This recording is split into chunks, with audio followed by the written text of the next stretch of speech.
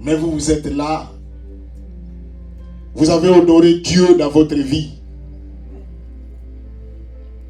Nous allons essayer de parler ce que Dieu a préparé pour nous.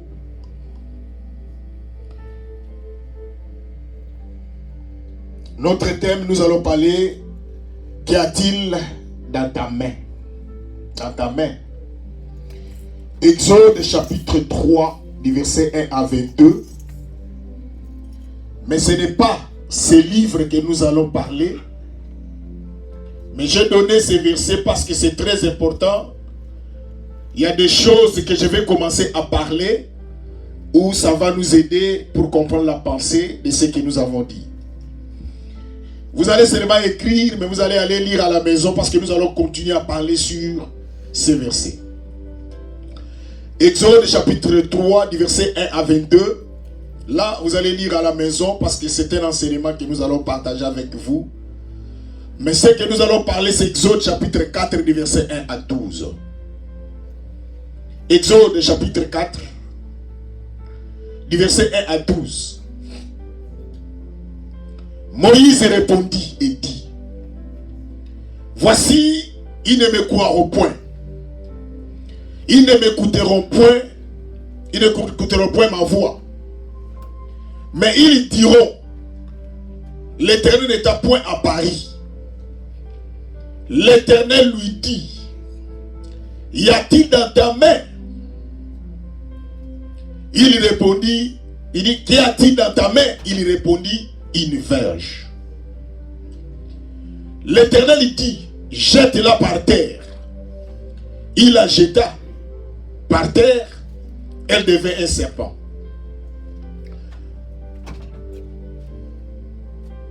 Moïse fouillait devant lui. L'Éternel dit à Moïse: étends ta main et saisis-les par la queue. Suivez-moi très bien l'église. La Bible est la parole parlée, si on peut dire ça. La Bible interprète la Bible. L'Éternel dit à Moïse de jeter la verge, et la verge devint un serpent. Et l'Éternel lui dit de récupérer le serpent par la queue, non par la tête. Parce que c'est un enseignement que nous allons commencer à vous expliquer. C'est pour cela que je suis en train de mettre des parenthèses. Il étendit la main et les saisit. Le serpent redevint une verge dans sa main. Bien aimé, si vous lisez le texte, vous allez voir, c'est le bateau que Moïse avait. C'est le même bateau que Moïse a monté à la montagne d'Horeb à Sinaï. Attention. Mais lorsque ce bateau va se transformer en serpent, Moïse va fouiller son propre bâton. Ça, c'est le miracle de Dieu. C'est là, dit l'Éternel, ce que tu feras en fait qui croient que l'Éternel, le Dieu de leur père, est à Paris. Le Dieu d'Abraham, le Dieu d'Isaac, le Dieu de Jacob. L'Éternel lui dit encore: mets ta main dans ton sein. Il a mis sa main dans son sein, puis il la retira. Et voici sa main était couverte de lèpre, blanche comme la neige. L'Éternel dit: remets ta main dans ton sein. Il remit sa main dans son sein, puis il la retira de son sein, et voici, il était redevenu comme sa chair. S'il ne te croit pas, dit l'Éternel, ils ne t'écoutent pas la voix du premier signe, ils croiront à la voix du dernier signe.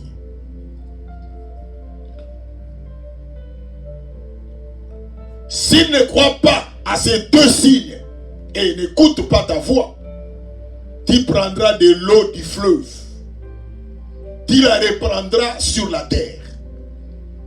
Et l'eau que tu auras prise du fleuve deviendra du sang sur la terre. Moïse dit à l'Éternel, ah Seigneur, je ne suis pas un homme qui a la parole facile. Ce n'est ni hier, ni d'avant-hier, ni même depuis que tu parles à ton serviteur. Car j'ai la bouche et la langue embarrassée. L'Éternel lui dit, qui a fait ta bouche, la bouche de l'homme? Dieu lui pose la question. Qui rend muet ou sourd, voyant ou aveugle? N'est-ce pas moi l'Éternel? Va donc, ça c'est le verset 12. Je serai avec ta bouche. Je t'enseignerai ce que tu auras à dire. L'église. Fermons nos Bibles.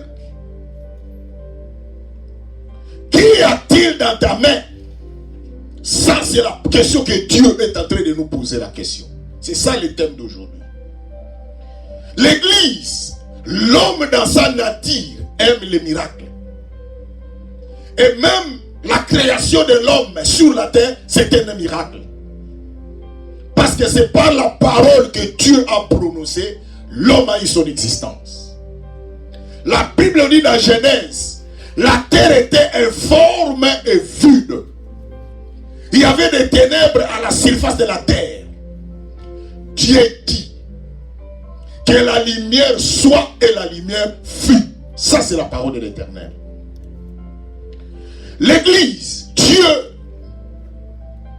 les enfants d'Israël, selon les textes que nous venons de lire, ils étaient des esclaves en Égypte. Tout le monde connaît l'histoire.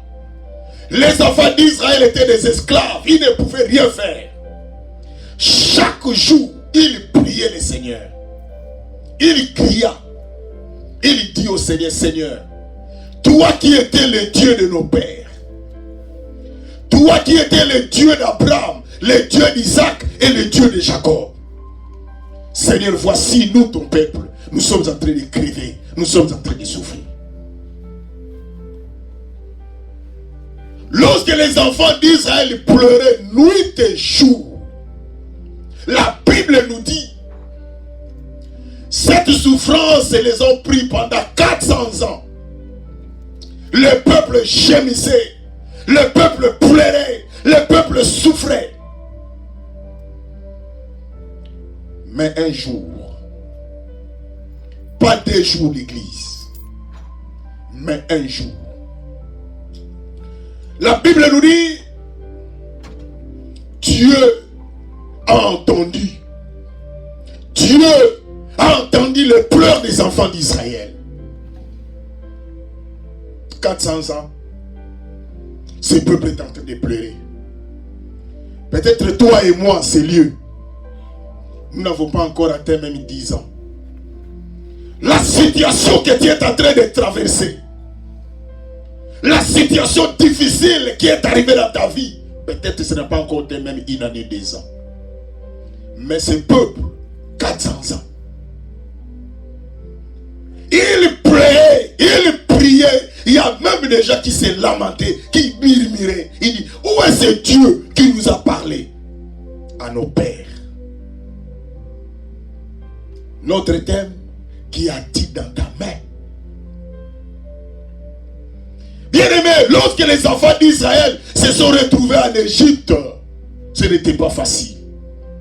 La souffrance, ils étaient des esclaves. Un esclave ne peut rien faire. Sans oublier, il y a beaucoup des enfants de Dieu qui sont des esclaves, ça le savoir. Tu es l'esclave des femmes. Tu peux être esclave des hommes.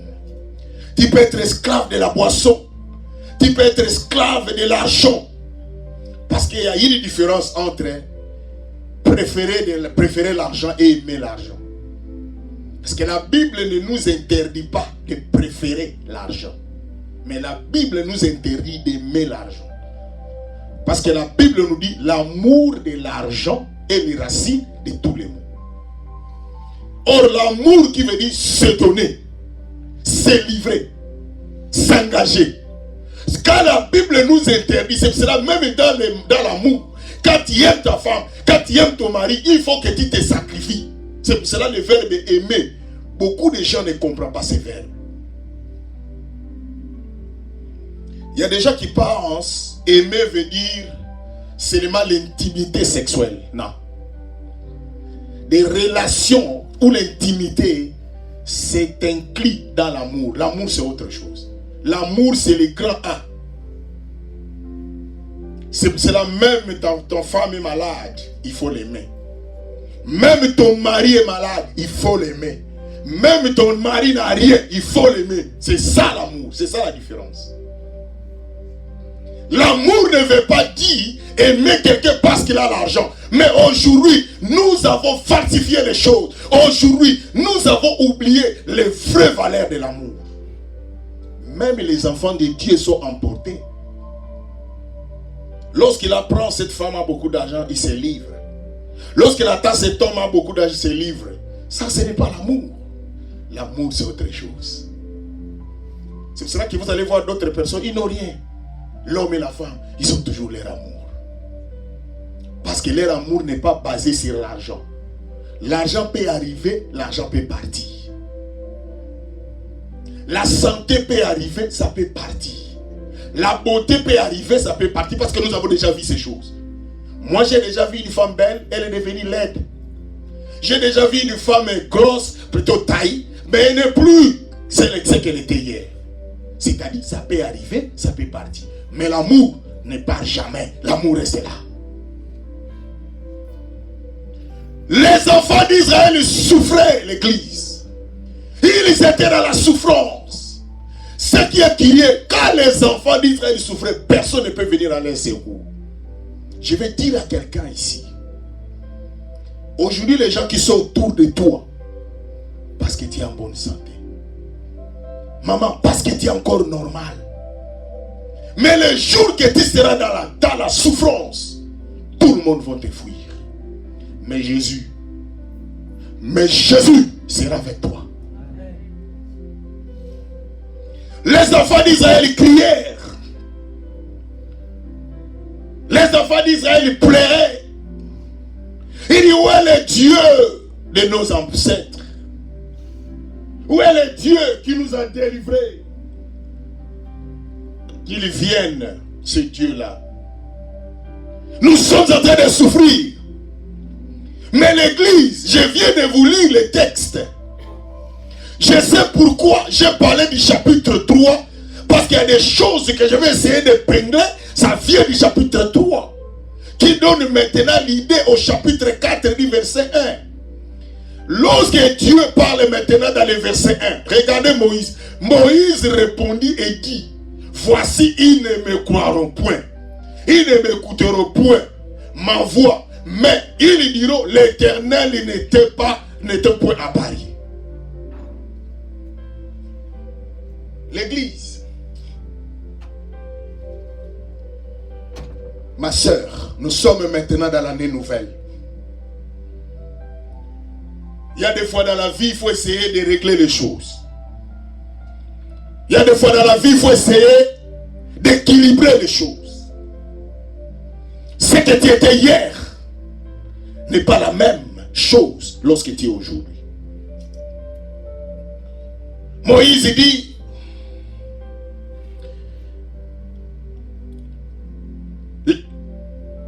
Moïse répondit, dit, voici, ils ne me croiront point. Il parle de ce peuple, le peuple Israël. Bien aimé, lorsque les enfants d'Israël pleuraient, dans le chapitre 3, les enfants d'Israël cherchaient l'aide de l'Éternel. Ils étaient dans la souffrance.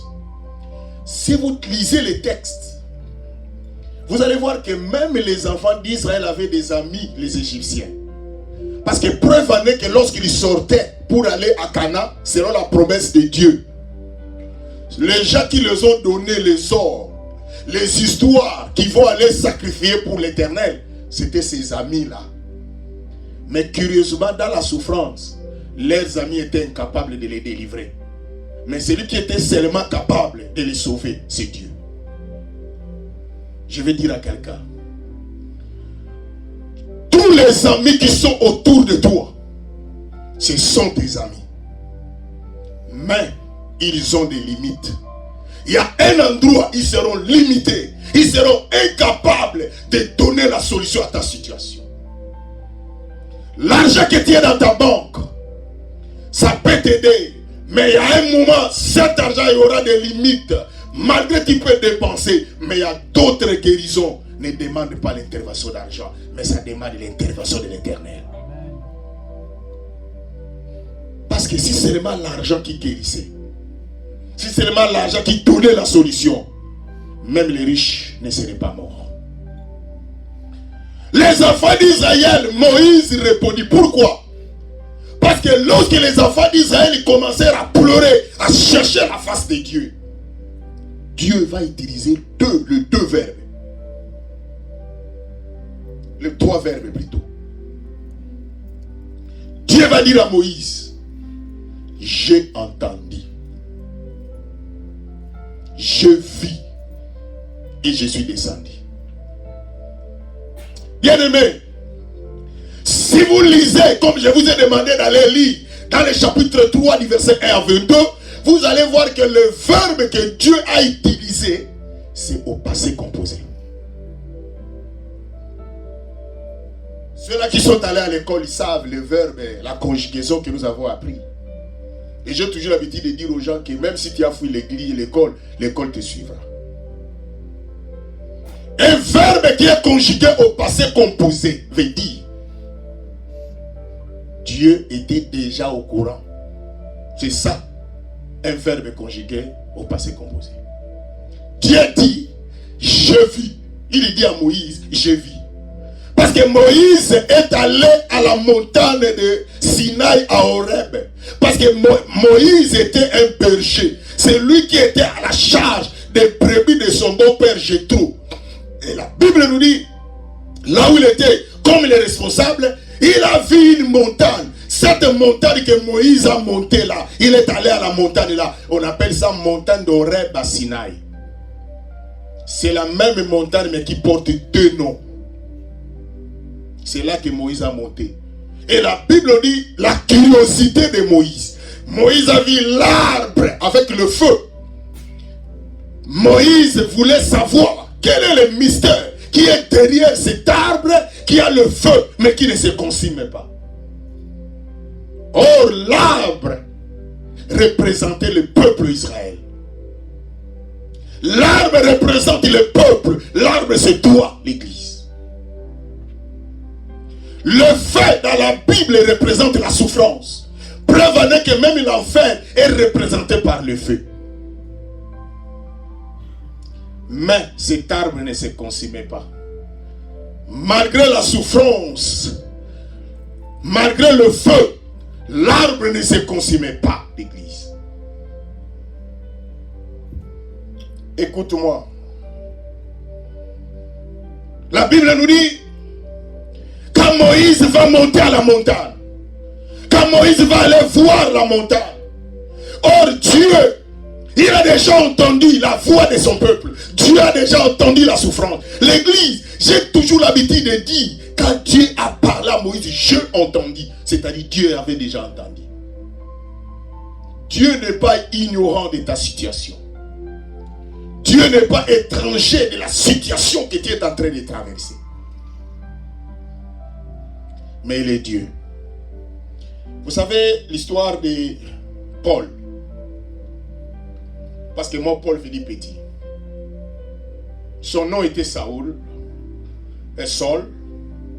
Dieu va changer son nom à Paul. Mais curieusement, Saul veut dire petit.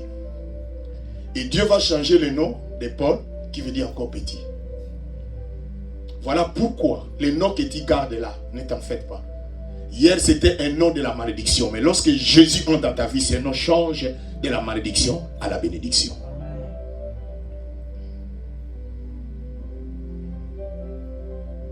Il dit, j'ai entendu. Et maintenant Moïse, il était curieux de chercher à savoir qu'est-ce qui se passe dans cette montagne. Il voulait savoir, mais pourquoi je vois un arbre avec le feu? Même dans la Bible, l'arbre représente Israël.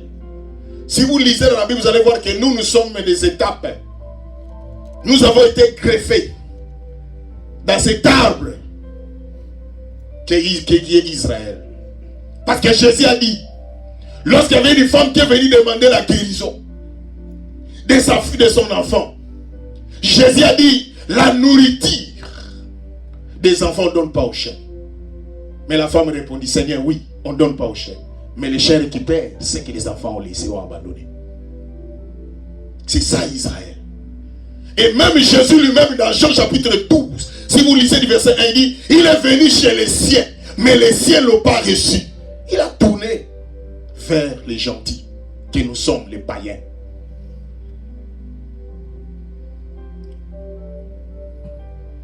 Il dit l'église, quand Dieu a entendu, Dieu, la Bible dit, Dieu dit, je entendis. C'est au passé composé. Donc, malgré ces peuples souffraient, toi Dieu t'entendait, oui. C'est ça que je vous ai donné comme l'histoire de Paul. Paul guérissait les gens. Si vous lisez dans les apôtres de Paul, il guérissait les gens. Les miracles se faisaient au travers de Paul. Mais si vous ne savez pas, Paul avait une bosse dans son dos. Ce qu'on appelle la langue conquis.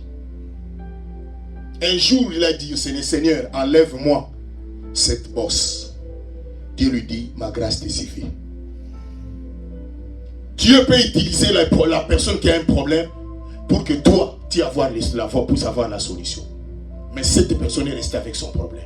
C'est ça la souveraineté de Dieu. C'est-à-dire, Dieu dit maintenant à Moïse, j'ai entendu.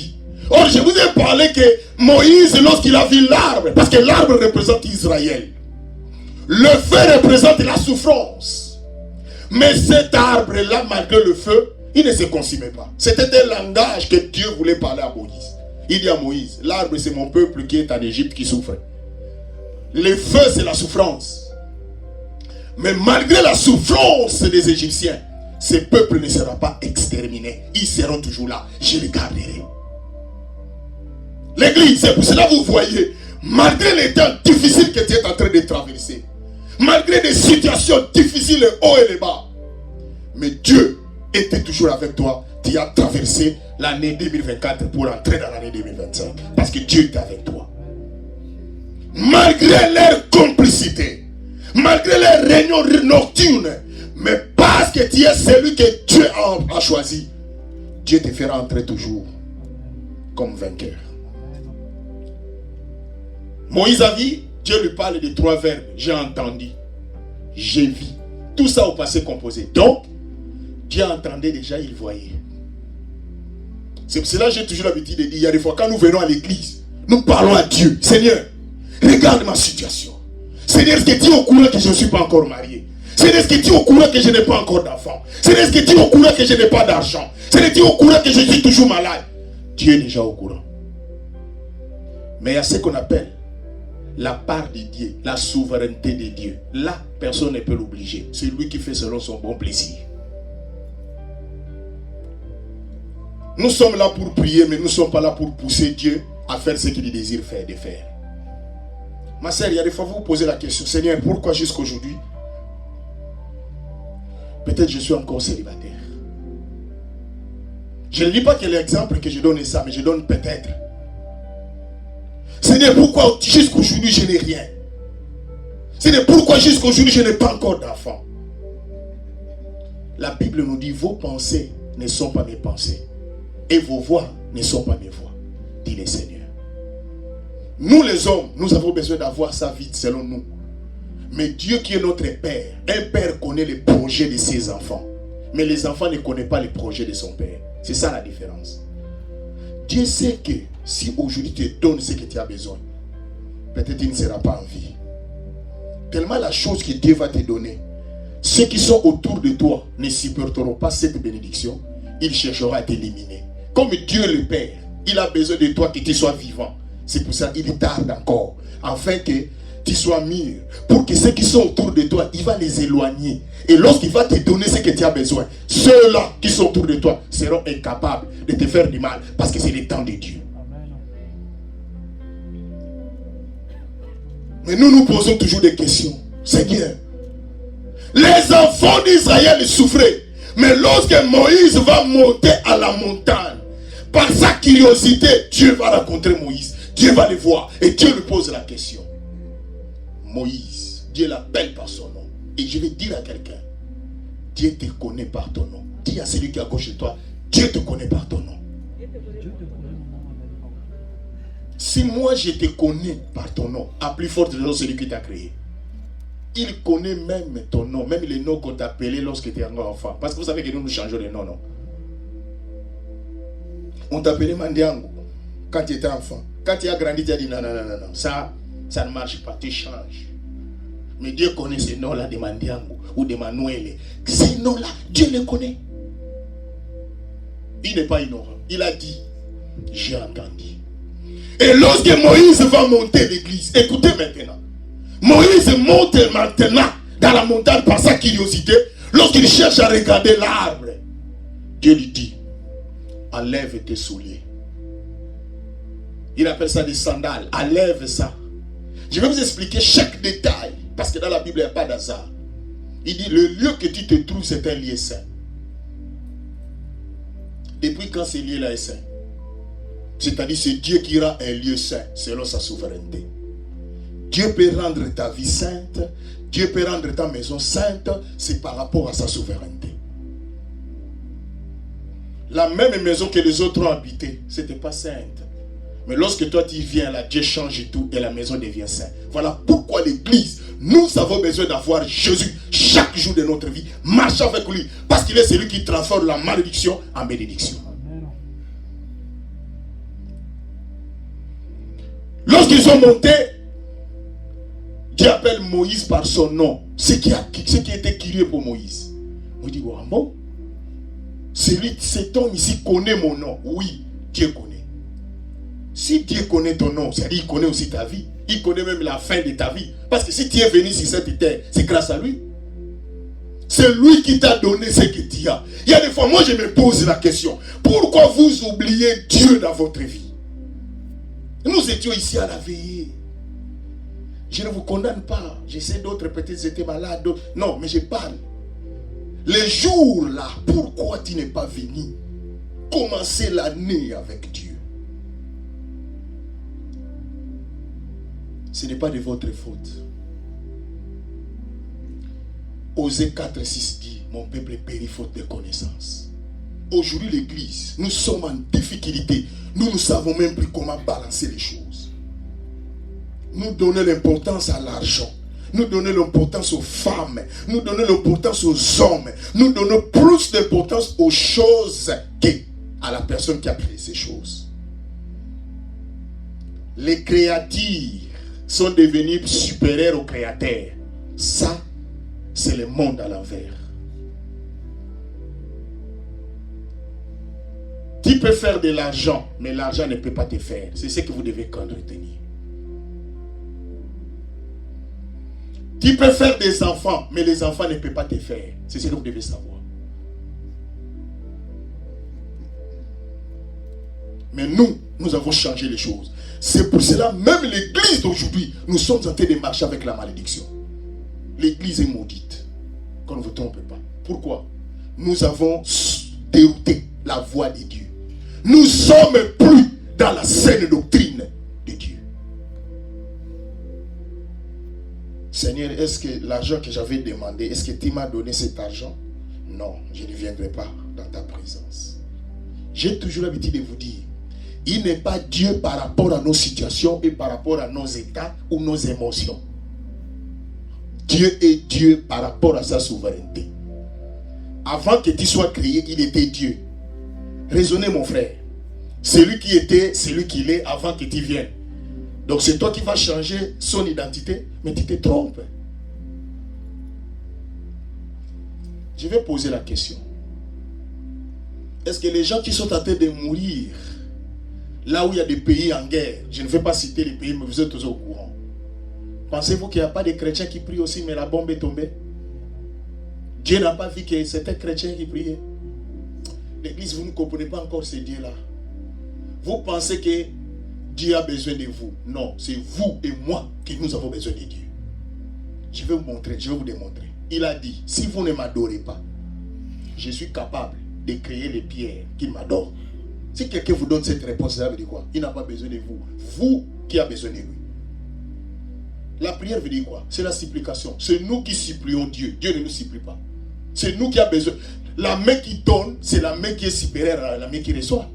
C'est Dieu qui nous donne la vie. C'est Dieu qui nous donne la souffrance de vie. C'est Dieu qui nous donne la bénédiction. C'est lui qui est au-dessus.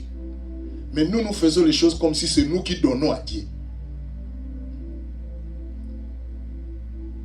Vous n'avez jamais entendu des grands hommes de Dieu mourir? Ceux qui ont servi Dieu dans la fidélité, qui ont fait des miracles, sont morts. Pourquoi Dieu n'a pas arrêté cette mort? Parce qu'il est souverain. Si Dieu, les gens qui l'ont servi plus que toi et moi, il les a récupérés, et toi, quel sera ton sort? Qu'y a-t-il dans ta main? Pose la question à quelqu'un qui est à gauche à droite de toi. Qu'y a-t-il dans ta main? Qu'est-ce que tu as? Parce que Dieu va faire quelque chose avec ce que tu as. Quand Moïse va monter à la montagne, il part et Dieu lui dit, je vais maintenant, j'ai entendu la souffrance de mon peuple, je vis. Il dit, je suis descendu. Les deux verbes, Dieu utilise ça au passé composé. Mais le troisième verbe, Dieu utilise au présent. Quand Dieu descend, ce n'est plus au passé, mais c'est au présent. Quels que soient les gens qui te font souffrir, c'est au passé composé.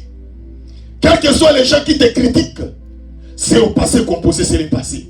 Quels que soient les gens qui parlent mal contre toi, mal contre qui que ce soit, c'est au passé composé. Mais quand l'intervention de Dieu viendra dans ta vie, ce ne sera plus au passé composé, ça sera au présent. C'est là maintenant, il va démontrer au monde qu'il est le Dieu créateur. S'il est ton Dieu, c'est lui qui t'a créé.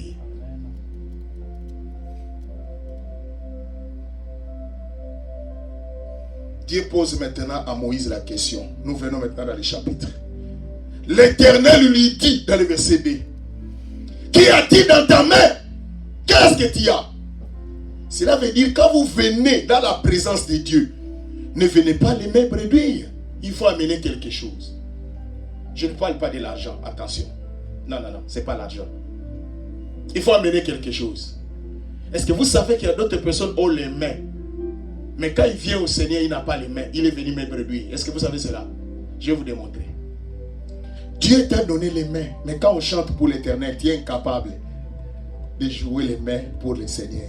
Tu as amené quoi? Maintenant, je me suis fait comprendre.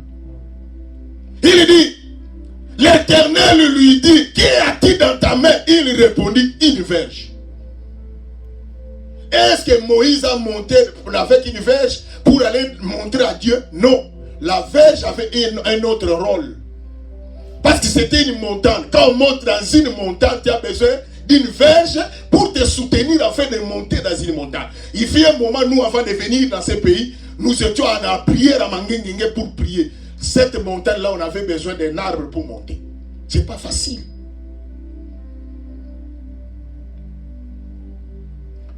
L'arbre que Moïse a utilisé pour une raison quelconque, cet arbre change maintenant la mission.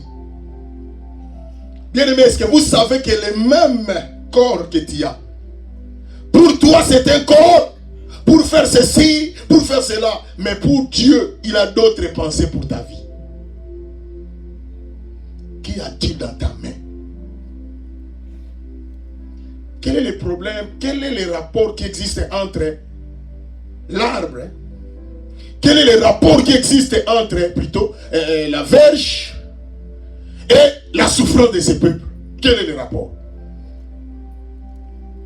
Dieu voulait délivrer son peuple. Mais Moïse avait besoin de signes. Moïse avait besoin de quelque chose consistante pour montrer à ce peuple que c'est Dieu-là qui l'a envoyé. L'église, ce n'est pas facile, les gens qui nous entourent. Les gens qui nous voient venir prier, chercher Dieu. Ils ont besoin de voir les signes, les choses que Dieu fera dans notre vie. Ça sera pour eux un témoignage. Cette année 2025, les gens là qui se sont moqués de toi, Dieu fera un signe. Ça sera un témoignage pour ta vie dans cette année. Parce que qu'est-ce que tu as dans ta main? Dieu veut faire quelque chose avec ce que tu as. Il y a un miracle de Dieu veut t'accompagner. Mais Dieu a besoin de savoir qui a-t-il dans ta main. Qu'est-ce que tu as? Parce que Dieu veut faire quelque chose. Est-ce que je pose la question? Est-ce que Dieu n'était pas capable de délivrer les enfants d'Israël sans la verge de Moïse? Est-ce que Dieu n'était pas capable de délivrer Moïse sans l'intervention du corps de Moïse? Parce que Dieu avait posé à Moïse 3 choses. La verge, la main et la bouche. 3 choses que Moïse est parti avec. La bouche, la main et la verge. Et je vais vous expliquer chaque détail. Qu'est fait la bouche, qu'est fait la main et qu'est fait la verge. Même et l'église. Dieu te pose la question. Il y a un peuple qui est en train de mourir. Il y a une famille qui est en train de mourir. Est-ce que vous savez que la Bible dit crois au Seigneur Jésus-Christ dans Actes des Apôtres chapitre 7 verset 31 et tu seras sauvé toi et ta famille. Cela veut dire au travers de toi que Dieu va sauver ta famille. C'est-à-dire qu'il y a quelque chose pour sauver ta famille. Il y a des gens qui sont en train de mourir dans le péché. Aujourd'hui même, nous les enfants de Dieu, nous sommes dans la confusion. Il n'y a plus la crainte de Dieu. Il n'y a plus la droiture et l'intégrité.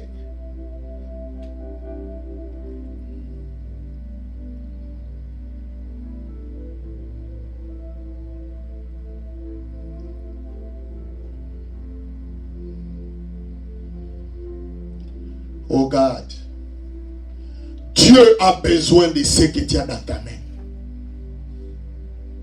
pour faire quelque chose.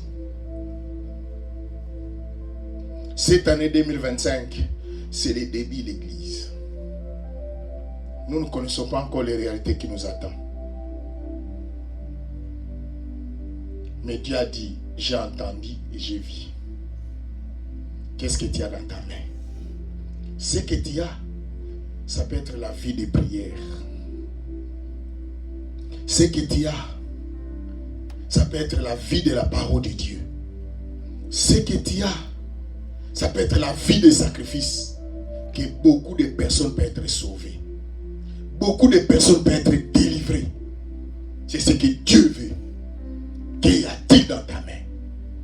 Qu'est-ce que tu as? Qu'est-ce que tu as? Il y a des gens qui sont en train de mourir. Regarde tes enfants, ils ne connaissent pas le Seigneur.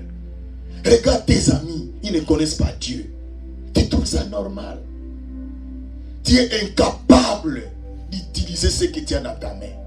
Combien de personnes tu as déjà évangélisé pour gagner ces âmes-là? Pour sauver. Moïse a sacrifié sa vie pour délivrer les enfants d'Israël. Moïse, Dieu lui a dit, qu'est-ce que tu as dans ta main? Il dit, Seigneur, j'ai la verge. Dieu dit, prends cette verge, jette-la. Et je vais vous montrer à la lumière de la parole de Dieu qu'est-ce que la verge a fait. Maman, ce que tu as, mon frère, ma soeur, cette générosité-là, ça peut sauver les gens. Cette vie de prière-là que tu as, ça peut sauver des personnes. Je vous ai balancé une vidéo dans les groupes, non? Un député est en train de se plaindre. Il dit, mais pourquoi vous pouvez accepter des choses pareilles sans le consentement des parents des enfants? Vous donnez l'ordre aux enfants dans les écoles plutôt pour éduquer aux enfants à l'âge de 11 ans. Les enfants de 11 ans peuvent connaître les hommes, les garçons peuvent connaître les femmes à 11 ans. J'ai balancé cette vidéo dans le groupe. Parce que nous les chrétiens nous dormons. Ni quoi? Oh, je vais les habiller. Ah, je vais ce téléphone qui est sorti. Ah, nous sommes en train d'oublier ce que nous avons dans les mains. Ça peut sauver. Quand je vous balance des histoires là, je ne vous balance pas pour voir. Pour que vous priez. Pour que vous puissiez voir la responsabilité qui nous attend. Nous tous, nous voulons course au pouvoir. Moi, je vais être président. Personne ne veut être un huissier. Tout le monde veut être un président. Tout le monde veut être au-dessus. Personne ne veut être en bas. Mais laisse-moi vous dire, l'église, même dans la vie, il y a une classification. Il y a une classe. Il y a d'autres qui sont appelés à être en haut, d'autres sont appelés dans la classe moyenne, d'autres sont appelés dans la classe basse. Qui a-t-il dans ta main, ma soeur? Dieu te parle. Qui a-t-il dans ta main, maman? Qui a-t-il dans ta main? Dieu te pose la question. C'est les mensonges? C'est les critiques? Est-ce que les gens de ta famille seront sauvés comment? Tes enfants que tu aimes tant, que tu as souffert, tu as risqué ta vie, comment ils seront sauvés? Qu'est-ce que tu as dans ta main? Critiquer les noms des gens? Parler du mal des gens? Chercher la gloire de ce monde? Qui a-t-il dans ta main? Moïse avait une grande responsabilité qui l'attendait. Il voyait ses frères souffrir là-bas. Il y a des gens qui sont en train de mourir. Je voulais balancer une vidéo dans les groupes. Parce qu'il y a des fois aussi, je regarde quelles sont les vidéos que je peux balancer. Parce qu'au début, dans cette vidéo, ce n'est pas intéressant. Mais les secondes ou les autres vidéos qui s'en suivent, une femme dans la maison, elle fait le ping-pong dans sa propre maison. La porte s'ouvre, personne n'a ouvert la porte. Le mari pose la question, c'est quoi là? Le mari sort pour regarder si c'est qui, personne. Il voit la chaise à leurs yeux se déplace. Et toi, tu as Jésus. Qu'est-ce que tu as dans ta main? Tu as Jésus, mais les autres meurent. Parce que nous tous, nous sommes plongés en cherchant de l'argent. Nous tous, nous sommes plongés. L'église, qui a-t-il dans ta main? Moi, ce qui est dans ma main, c'est Jésus. Ce que j'ai, c'est Jésus. Et j'ai besoin de ce Jésus pour délivrer ma famille. J'ai besoin de ce Jésus pour délivrer mes frères ici. J'ai besoin de ce Jésus pour faire le travail de Dieu. Voilà, les enfants de Dieu sont en train de mourir. Même ta propre mère va aller en enfer parce que tu as quelque chose, tu as gardé. Même ton propre père va aller en enfer parce que toi, tu as quelque chose qui peut sauver la vie de quelqu'un. Mais tu n'as pas exercé ce que tu as dans ta main. Même tes frères et tes soeurs dans l'église vont mourir pour aller en enfer. C'est pour cela que vous voyez à chaque fois que Dieu nous donne l'occasion pour prêcher, nous vous prêchons la parole. J'ai toujours l'habitude de dire à l'église, que vous soyez 2 ou 3 personnes et vous prêchez Jésus. Il y a notre bien-aimé qui m'a appelé pour dire, pasteur, il fait extrêmement froid. Et puis il est en train de neiger. Est-ce qu'il y aura l'église? J'ai dit oui, il y aura l'église. Même 2 personnes, nous allons prier. Cette journée ne peut pas passer de cette façon. Parce que c'est la même chose si nous nous réveillons le matin. Avec ces froids-là, on part au travail. Personne n'appelle pour dire je ne viendrai pas parce qu'il fait froid. Cet argent-là que tu gagnes là, c'est pour ton corps. Le jour que tu vas laisser ça, les autres qui n'ont pas souffert, ce sont eux qui vont prendre ça. Mais ton âme, ton esprit, ton âme, où passera ton éternité, mon frère? Vous blaguez avec Dieu. Vous pensez que quand nous venons ici parce que nous n'avons rien à faire? Non, l'église. Vous pensez que nous prions parce que nous sommes des serviteurs de Dieu? Non. Parce que moi j'ai compris qu'en priant, je peux sauver mon âme. Je ne vais pas aller en enfer. L'enfer est difficile. Prévenez qu'essayez. Prends même une marmite qui vient de réchauffer. Tenez-la, même 1 minute seulement. Tu sauras tes mains, qu'est-ce que ça va devenir. Et maintenant, comparez ça à l'enfer. Or, à l'enfer, il n'y a pas de calendrier. Il n'y a pas de jour. Il n'y a pas de l'heure. Cela veut dire, chaque jour, vous êtes dans les faits, éternellement. Mais si vous allez vous retrouver dans cette situation, c'est vous-même. Parce que vous ne voulez pas comprendre le mystère de Dieu. Vous avez quelque chose en main, vous ne voulez pas l'utiliser. La main, ce que tu as dans ta main, c'est Jésus. Ce que tu as dans ta main, c'est Jésus. Et c'est Jésus. Parce que l'arbre et la verge représentent Jésus. Le bateau de Moïse. Je vous ai dit, je vais vous démontrer chaque chose. Ce bateau-là, c'est Dieu dans l'Ancien Testament, c'est Jésus. C'est lui qui a délivré les enfants d'Israël.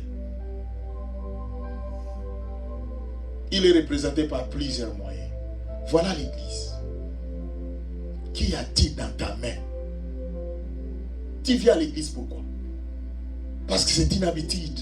Tu viens à l'église pourquoi? Qui a-t-il dans ta main? Oui, nous avons besoin d'argent. Oui, nous avons besoin de femmes. Oui, nous avons besoin des hommes. Oui, nous avons besoin des enfants. Oui. Mais cela ne peut pas être au-dessus de Jésus. Parce que celui qui donne toutes ces choses-là, c'est Jésus. C'est Jésus qui te donne tout ça. Mais curieusement, un jour, tout va rester. Tu vas être seul avec Jésus. Il te posera la main et la question. Selon Matthieu 25. D'autres seront à gauche. Les uns seront à gauche, les autres seront à droite. Il dira à ceux qui seront à sa gauche, retirez-vous de moi, maudits. Allez dans les feux éternels qui a été préparé pour les anges et ses acolytes. Non pour toi, qui était pour le diable et ses acolytes. Donc, si tu te retrouves en enfer, c'est toi.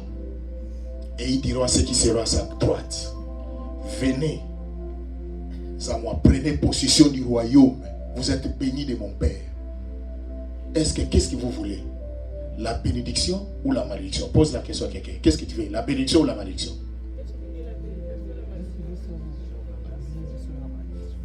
C'est à toi de choisir. Nous allons nous lever et nous allons prier.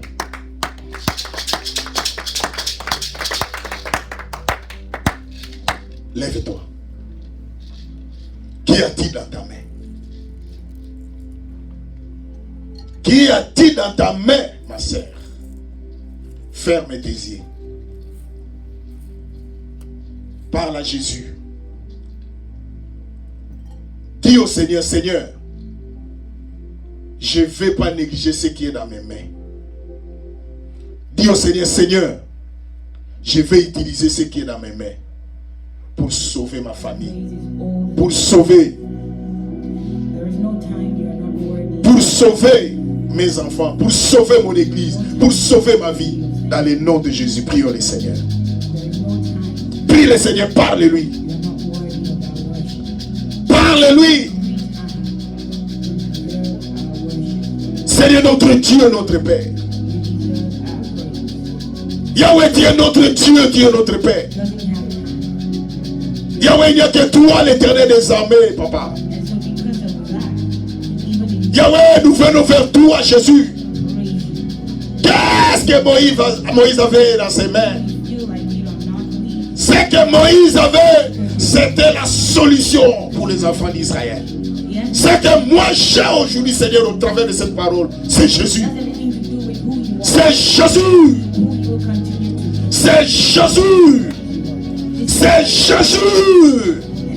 Yahweh, aide-nous, papa, pour que ce qui est à moi, au travers de cela, ma famille soit sauvée. Au travers de cela, mes amis soient sauvés. Au travers de cela, ma maison soit sauvée. Au travers de cela, cette église soit sauvée. Yahweh, il y a des gens qui ont besoin de la délivrance. Mais cette délivrance ne viendra que de ce que nous avons dans nos mains.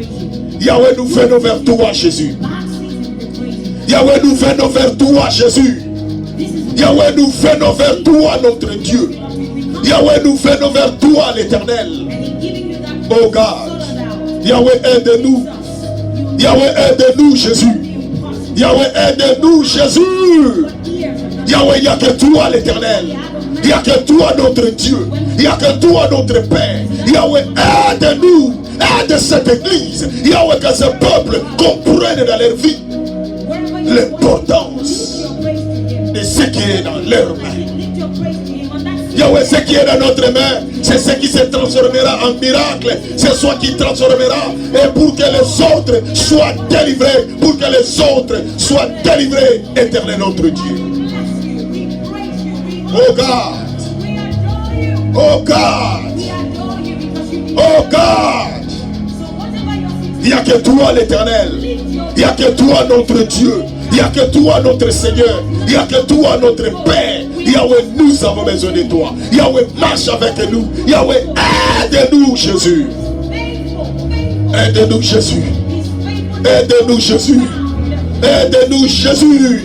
Yahweh, nous avons, qu'est-ce que nous avons dans nos mains? Yahweh, qu'est-ce que nous avons dans nos mains? Oh God, il n'y a que toi l'Éternel. Il n'y a que toi notre Dieu. Il n'y a que toi notre Père. Il n'y a que toi Jésus. Yahweh, nous avons besoin de toi. Oh God. Oh God. Oh God. Yahweh, nous avons besoin de toi, Père. Yahweh, aide-nous, Papa. Yahweh, que notre Jésus soit gardé. Parce qu'au travers de lui, c'est lui qui va apporter la solution.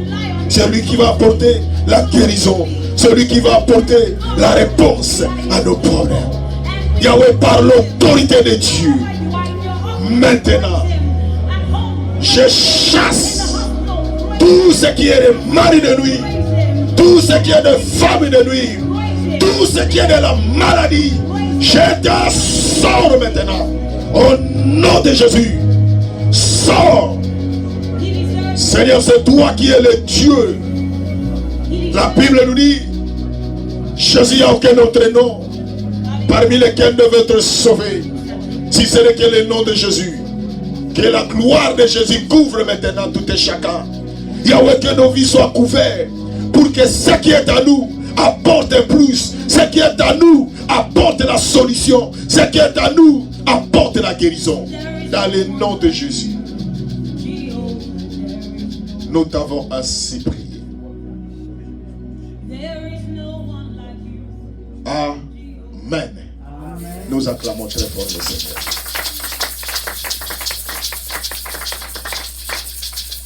Nous allons nous asseoir. Que Dieu soit loué. Thank you, God.